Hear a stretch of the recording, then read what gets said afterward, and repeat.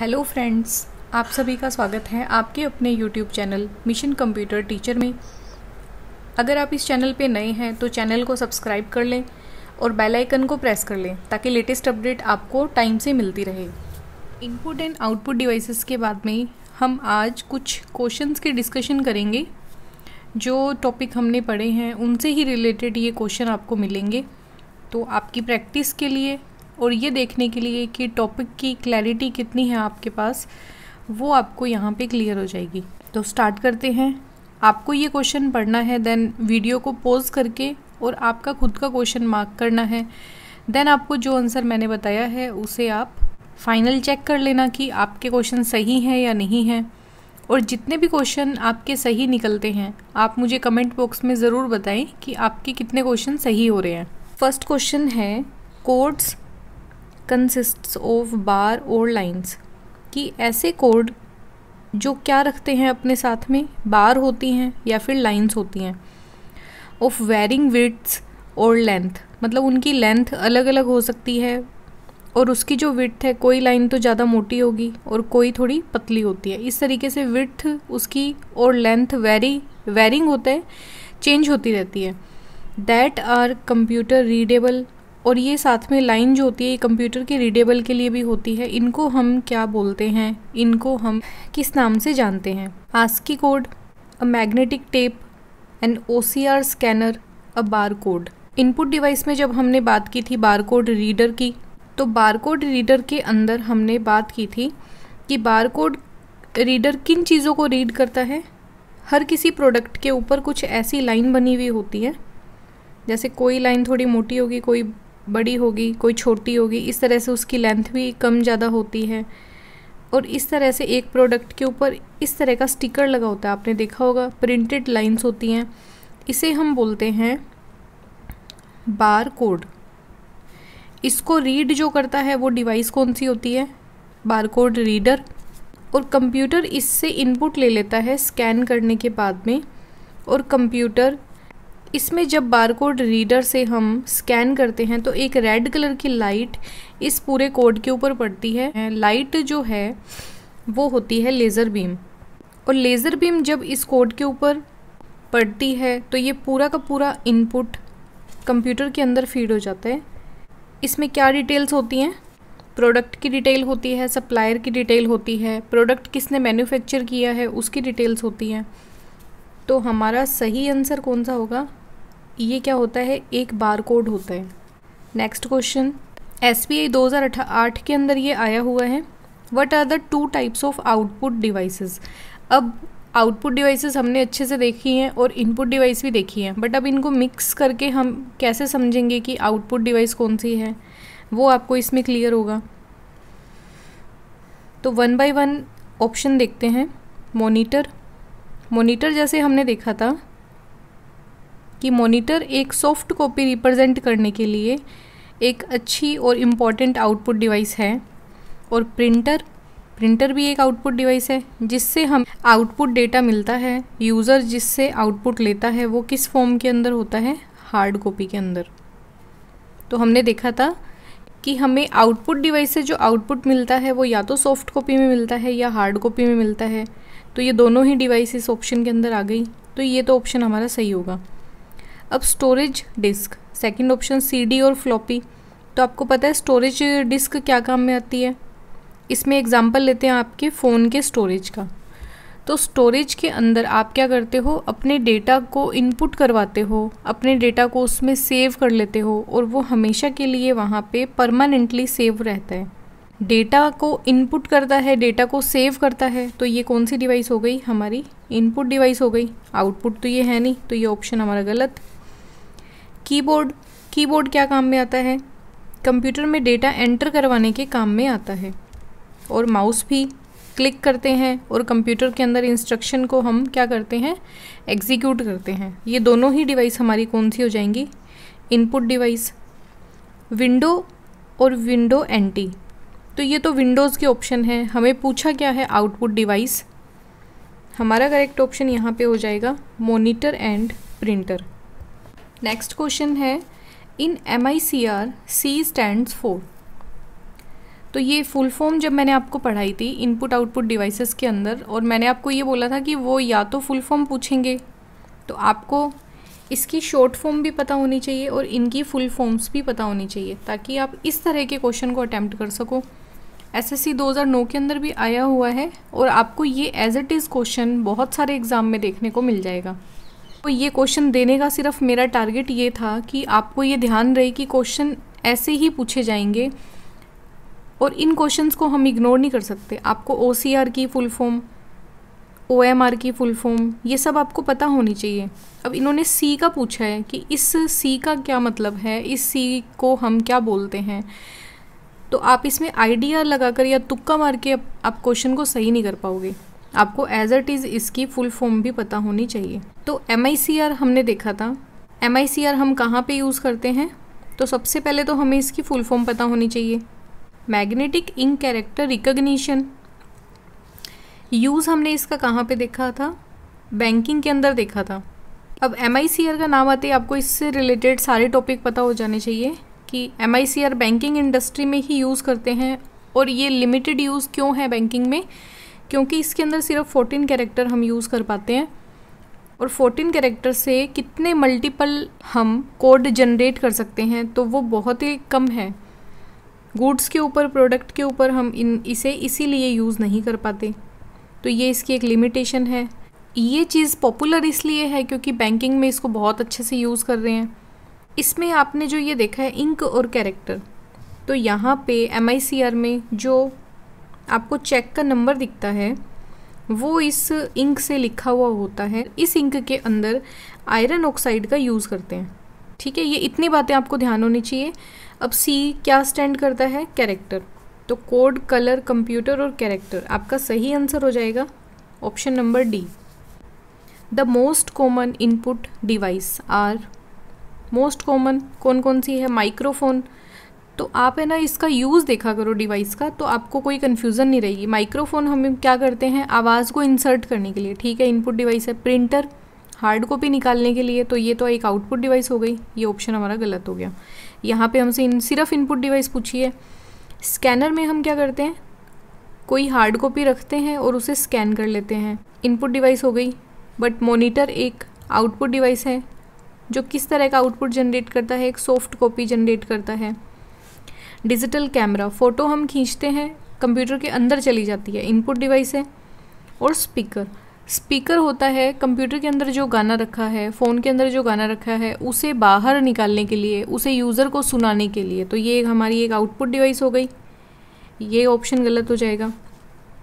Keyboard होता है कि हम डेटा इंसर्ट करते हैं, कुछ भी चीज़ कंप्यूटर में लिखनी है तो वो लिखते हैं। माउस, कंप्यूटर के अंदर जो डेटा है, जो भी फोल्डर हैं, जो भी ऑप्शन है, उनको सेलेक्ट करने के लिए, कमांड देने के लिए हम यूज़ करते हैं। तो ये दोनों जो डिवाइस हमने देखी ये हो जाएंगे इनपुट डिवाइस, और हमारे ऑप्शन के अकॉर्डिंग ये हमारा सबसे करेक्ट ऑप्शन हो जाएगा, क्योंकि किसी में सिर्फ एक इनपुट डिवाइस दे रखी है, किसी में एक आउटपुट डिवाइस दे रखी है, तो ये ऑप्शन बिल्कुल सही है।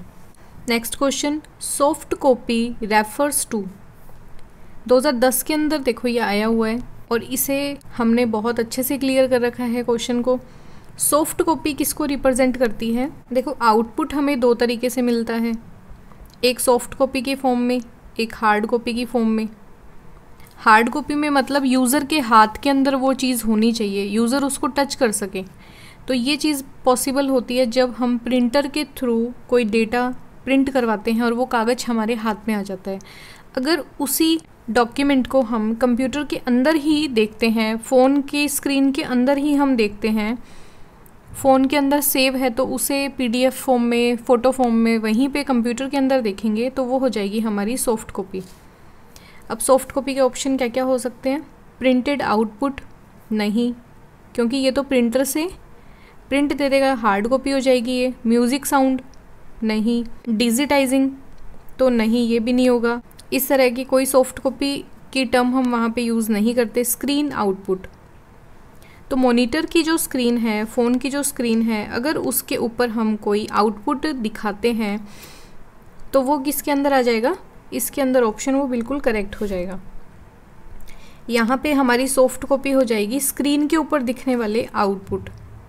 जिसको यूज़र टच नहीं कर पाएगा, उसे वो फोल्ड नहीं कर सकता, उसे वो अपने हाथ के अंदर नहीं ले सकता, उसको टच नहीं कर पाएगा।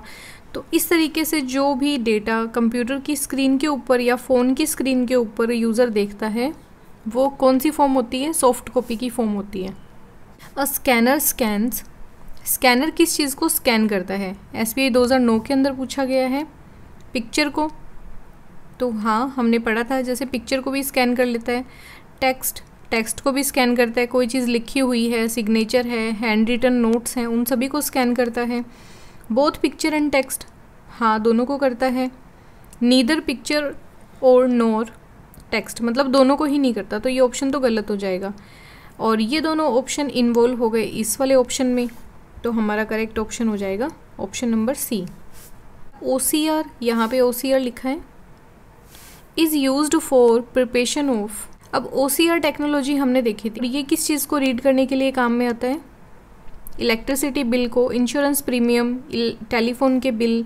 तो OCR डिवाइस के बारे में अगर आप देखोगे तो हमने ये पढ़ा भी था अच्छे से। डेटा को स्कैन करता है और स्कैन के अंदर वो किसी भी तरह का डेटा हो सकता है।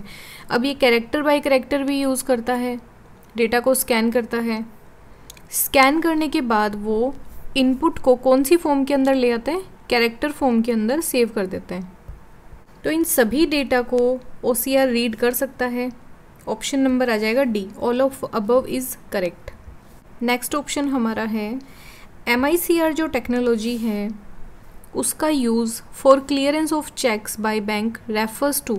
अब इसमें सीधा सीधा MICR का फुल फॉर्म पूछा है यहाँ पे, और ये टेक्नोलॉजी बता दी इन्होंने कि ये बैंक के अंदर काम में ली जाती है, उसे हम क्या बोलते हैं? तो मैग्नेटिक इंक कैरेक्टर रिकग्निशन, हाँ फर्स्ट ऑप्शन बिल्कुल सही है। मैग्नेटिक इंटेलिजेंस कैरेक्टर रिकग्निशन, ये इंटेलिजेंस नहीं होगा। मैग्नेटिक इंफॉर्मेशन केबल भी नहीं होगा, ये गलत हो गया। मैग्नेटिक इंश्योरेंस और केसेस रिकग्निशन, ये दोनों ऑप्शन, ये दोनों वर्ड भी यहाँ पे यूज़ नहीं लिए जाते। तो ऑप्शन हमारा करेक्ट हो जाएगा option number A. Next question, which of the following is not a type of input and output devices? Sound एक आउटपुट डिवाइस है। लाइट, अब लाइट डिपेंड करता है कि वो अगर किसी बारकोड रीडर के थ्रू आ रही है तो उस लाइट को हम टेक्स्ट के ऊपर गिरने पर ये बोलेंगे कि ये डिवाइस से बाहर आ रही है, वो एक आउटपुट यूनिट हो गई। और यूज़ कहाँ पे हो रही है? ये लाइट एक इनपुट डिवाइस के अंदर यूज़ हो रही है। अब ये थोड़ा कॉन्सेप्चुअल क्वेश्चन हो जाएगा कि लाइट एक तरह से इनपुट होगी, आउटपुट, ठीक है। तो आपको ये चीज़ें क्लियर होनी चाहिए कि लाइट का यूज़ हम स्कैन करने के लिए भी यूज़ में लेते हैं, तो एक तरह से तो ये किसी मशीन से बाहर आ रही है लाइट, आउटपुट यूनिट के अंदर कंसीडर की जाएगी। बट जो डिवाइस कोड को स्कैन करने के लिए लाइट को बाहर ला रही है वो डिवाइस तो एक इनपुट डिवाइस है। तो इन चीज़ों को भी थोड़ा बहुत आप डिफ्रेंशिएट करना स्टार्ट कर दें कि हम इसको कैसे कंसीडर करेंगे। अब विजुअल में क्या होता है कि कोई चीज़ विज़न के थ्रू हमें दिखाई देती है। तो अगर मशीन में कोई कैमरा लगा है और वो किसी डेटा को रिकॉर्डिंग कर रहा है, उसके सामने जो ऑब्जेक्ट हैं उनकी रिकॉर्डिंग कर रहा है, तो वो कंप्यूटर को कंटिन्यूसली इनपुट दे रहा है और इनपुट देने के कारण उसको हम कंसीडर करेंगे इनपुट डिवाइस के अंदर, और विजुअल के अंदर आउटपुट भी हो सकता है। आपको कोई चीज़ बाहर दिख रही है तो वो भी विजुअल के अंदर कंसीडर की जाती है। कंप्यूटर के अंदर कोई चीज़ है और किसी प्रोजेक्टर के थ्रू अगर वो आपको बाहर दिख रही है, विजुअल हो रही है आपको बाहर, तो वो कंसीडर होगी आउटपुट यूनिट के अंदर। अब मैकेनिकल जो टर्म है वो होती है यांत्रिक, इसमें हम मैकेनिकल इंजीनियरिंग भी बोलते हैं। यांत्रिक जो क्या है कि मशीन के जैसी हो, अपने आप होने वाली चीज़ें। मैकेनिकली मतलब एक मशीन के लिए हम इसको यूज़ कर लेते हैं, किसी टेक्निक के लिए हम इसको यूज़ कर लेते हैं। तो ये टर्म हमारी इनपुट और आउटपुट डिवाइसेस से मैच नहीं होती। यहाँ पे हमारा जो करेक्ट ऑप्शन हो जाएगा कि मैकेनिकल एक जो डिवाइस है वो ना तो इनपुट के अंदर कंसीडर की जा रही है और ना ही आउटपुट के अंदर कंसीडर की जा रही है। Next question, first computer mouse was build by. तो ये हमने देखा था, इसका ऑप्शन क्या होगा? और ये इतना मोस्ट इम्पॉर्टेंट क्वेश्चन है कि लगभग ये क्वेश्चन पूछ ही लेते हैं। बेसिक फंडामेंटल अगर पूछा जाता है वहाँ पर भी, और कभी कभी हमें नॉर्मल एग्ज़ाम के अंदर भी देखने को मिलता है, जो सिर्फ कंप्यूटर साइंस के लिए हो, जैसे आईए का पेपर होता है या फिर पीजीटी टीजीटी के जो पेपर होते हैं उनमें भी ये क्वेश्चन इस तरीके से कभी कभी हमें देखने को मिल जाता है। तो इस क्वेश्चन को आपको कंसीडर करना है अनुदेशक के एग्ज़ाम में। तो इसका तो बाय डिफ़ॉल्ट आप ध्यान रख लेना कि जो माउस इन्वेंट किया था वो किया था डगलस एंगलबर्ट ने, और ये आपको एकदम याद होना चाहिए। Next question, printed information called, जो इन्फॉर्मेशन प्रिंट हो गई प्रिंटर के थ्रू उसे हम क्या बोलते हैं? Hard copy. एग्जिस्ट फिजिकली, जिसको टच कर सकें, फिजिकली वो प्रेजेंट हो, and is a more permanent form of output than that presented on a display device. ये बोल रहा है कि प्रिंटेड फॉर्म के अंदर हो, फिजिकली फॉर्म के अंदर हो, और ये मोर परमानेंट है मतलब, और हार्ड कॉपी जो होती है वो एक परमानेंट फॉर्म के अंदर होती है। किसके कंपैरेटिव में? जो डेटा या जो इन्फॉर्मेशन हमें डिस्प्ले के ऊपर दिखाई देते हैं। ये हमने बात की थी जब पढ़ा था हमने उस टाइम पे कि कंप्यूटर हो सकता है फॉर्मेट हो जाए या फिर किसी तरीके से कोई यूज़र उसको डिलीट कर दे, तो इस डेटा के अंदर थोड़ा रिस्क रहता है। बट जो डेटा हमें प्रिंट होकर हमारे हाथ के अंदर मिल गया, जो इन्फॉर्मेशन, जो डेटा हमारे पास फिजिकली प्रेजेंट है, तो वो थोड़ी परमानेंट ज़्यादा मानी जाती है। अब जैसे एक बुक हम खरीद के लेके आते हैं पढ़ने के लिए, वो बुक हमारे पास सालों साल तक पड़ी रहती है, उसके कुछ नहीं होता। बट अगर हमें वो पीडीएफ फॉर्म के अंदर मिले तो हो सकता है कि हम कभी फ़ोन चेंज करें या कुछ हो, या फॉर्मेट हो जाए हमारा डेटा, कंप्यूटर फॉर्मेट हो जाए, तो उस तरीके से वो रिस्क रहता है थोड़ा कि हमारा डेटा कम परमानेंट के अंदर आ जाता है। बट इसका मतलब ये नहीं है कि आप कंप्यूटर के अंदर जो हार्ड डिस्क के अंदर या कोई भी डेटा अगर रखा है तो आप उसको ये मानोगे कि वो परमानेंट स्टोरेज में नहीं होता है ना। ये चीज़ उसमें गलत हो जाएगी, क्योंकि कंप्यूटर में आप अगर कोई चीज़ सेव कर देते हो वो भी आपकी रह सकती है सालों साल, बट उसके लिए आपको वायरस का, अगर कोई बाहर से कोई अटैक हो रहा है आपके कंप्यूटर पे, तो उन सब चीज़ों का ध्यान रखना पड़ेगा। उसके अंदर रिस्क ज़्यादा होती है, इस वजह से हम हार्ड कॉपी के कंपैरेटिवली उसे थोड़ा कम परमानेंट मानते हैं। इन दोनों में डिफरेंस आप देख लेना कि किस तरीके से हमें इन दोनों को अलग अलग देखना है। अब प्रिंटेड इन्फॉर्मेशन क्या कहलाती है? Soft copy, carbon copy, hard copy, desk copy, तो उसे हम बोलते हैं हार्ड कॉपी। इसमें कन्फ्यूज़न हो सकती है कि डेस्क के ऊपर रखी हुई कॉपी में भी हो सकता है जो है प्रिंटेड इन्फॉर्मेशन हो, तो ये चीज़ें नहीं होगी। आप ध्यान रखना कि उसको हम हार्ड कॉपी ही बोलेंगे। Next question, which of the following could be digital input device for computer? इनमें से कौन सी एक ऐसी डिवाइस है जो डिजिटल इनपुट प्रोवाइड करवाती है कंप्यूटर को? Digital camcorder, microphone, scanner. तो कैम कोडर जो है वो भी क्या करेगा? जो भी डेटा इनपुट लेगा उस डिजिटल फॉर्म के अंदर कंप्यूटर को सेव करवाएगा। माइक्रोफोन है तो वॉइस जो है अगर वो इनपुट होगी कंप्यूटर के अंदर, वो भी डिजिटल फॉर्म के अंदर कंप्यूटर में जाएगी। अगर आपका कोई भी डेटा स्कैन हो जाता है तो वो कंप्यूटर के अंदर अगर जाएगा तो वो डिजिटल फॉर्म के अंदर ही माना जाता है। तो ये सारी डिवाइसेस हमारी बिल्कुल सही है। इसका करेक्ट ऑप्शन हो जाएगा हमारा option number D. Next question, joystick is primarily used for print text, text को प्रिंट करने के लिए, कंप्यूटर गेमिंग के लिए, टेक्स्ट को एंटर करने के लिए, या फिर पिक्चर ड्रॉ करने के लिए, या फिर जो साउंड होता है स्क्रीन में उसे कंट्रोल करने के लिए। तो जॉयस्टिक में हमने इसका एक शॉर्टकट देखा था, इसके आगे जॉय लिखा हुआ है मतलब खेलना एक तरह से, और गेम से रिलेटेड टर्म हो गई है, तो ये यूज़ में ली जाती है कंप्यूटर गेमिंग के अंदर। ऑप्शन नंबर बी हो जाएगा बिल्कुल correct. Next question, peripheral devices such as.